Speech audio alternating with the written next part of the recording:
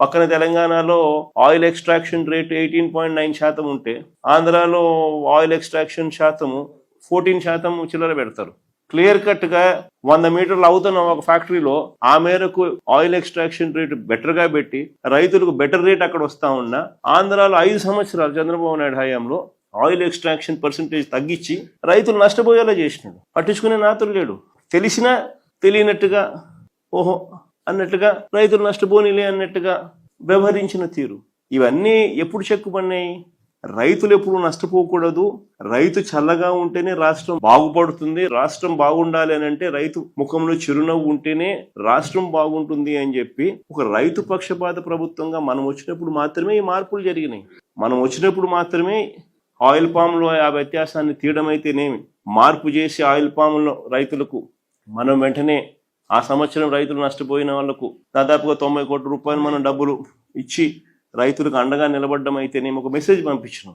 ఆ మెసేజ్ పంపించడంతో ఆ తర్వాత రేట్లన్నీ ఆటోమేటిక్లీ 10 సంవత్సరం పెరుగుతా పోయినాయి. దాదాపుగా 3,000 కోట్ల రూపాయలు ప్రభుత్వం తరపు నుంచి మార్కెట్ ఇంటర్వెన్షన్ ఫండ్ తీసుకొచ్చి ఆ 5 సంవత్సరాలలో రైతుల తరపున 7,800 కోట్లు మనం ఖర్చు చేసినాం. Continuous monitoring of agricultural price and procurement అని చెప్పి ఒక సీఎం యాప్ను యాక్టివేట్ చేసి జాయింట్ చేసిన దాంట్లోకి మార్కెట్ జాయింట్ ఎండీగా చేసి వాళ్ళను కూడా దాంట్లో భాగస్వామిని చేసి ఆ ఆర్బీకే పరిధిలోనే ఎప్పుడైతే పంట పడిపోతే ఆ ఆర్బీకే పరిధిలోకి జేసీ ఎంటర్ అయ్యి అక్కడనే కొనుగోలు చేసి రేటు కాంపిటీషన్ క్రియేట్ చేసే పరిస్థితి గతంలో చేసినాం. కాబట్టి ఆ చేసే ప్రక్రియలో ఏకంగా 7,800 కోట్లు మనం ఖర్చు చేసినాం. కాబట్టి ఏ పంటకు రైతు ఆ రోజు నష్టపోలా.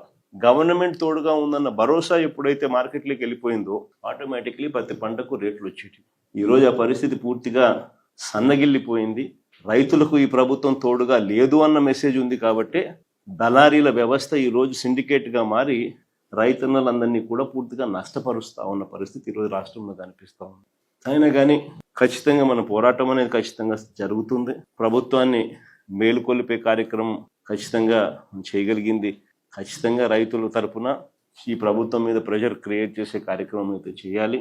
ఇందులో భాగంగా నేను కూడా ఖచ్చితంగా నెక్స్ట్ వీకో ఈ నెక్స్ట్ 10 days 10 daysలోనే నేను కూడా ఏదో ఒక ప్రాంతంలో నేను కూడా నా పర్యటన పెట్టుకునే కార్యక్రమం కూడా చేస్తాను.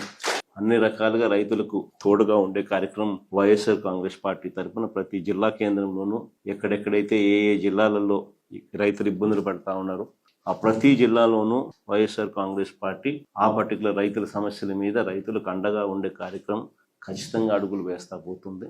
మొత్తం పొగాకు రైతులందరికీ కూడా జరుగుతూ ఉన్న పరిస్థితులు ఏ మాదిరిగా ఉందన్న మెసేజ్ రాష్ట్ర వ్యాప్తంగా కూడా పంపించే కార్యక్రమం కూడా చేసే ప్రయత్నంలో భాగంగా అక్కడ చేస్తాం. ఆ తర్వాత కూడా ప్రభుత్వంలో ఎటువంటి చలనం రాకపోతే ఇంకా కొద్ది రోజులు గ్యాప్ ఇచ్చి మళ్ళీ కందుకూరులో కూడా ఆ తర్వాత కూడా మళ్ళీ పెట్టే కార్యక్రమం కూడా మళ్ళీ ప్లాన్ చేస్తాం.